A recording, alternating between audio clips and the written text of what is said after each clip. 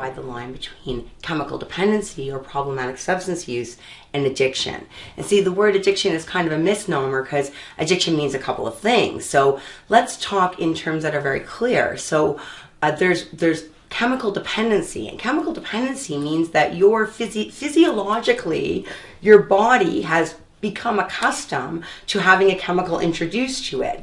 It builds up tolerance, and your biochemistry adjusts to the presence of that chemical all the time.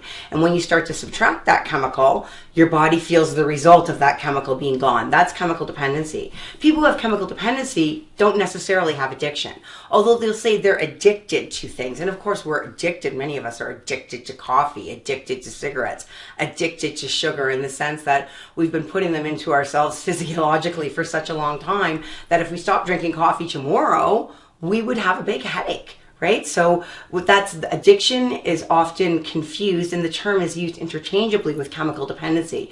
But when I talk about addiction, I'm talking about something different. I'm talking about something that goes beyond chemical dependency, because there are people who have addiction in the context of the disease of addiction who in fact use substances that don't foster any physical dependency. So people who use cocaine don't have physical dependency. People who use marijuana don't have physical dependency. There's a number of substances that don't produce that sort of physiological chemical dependency. Psychological dependency, absolutely, but not physical dependency. So chemically dependent, and then there's problematic substance use.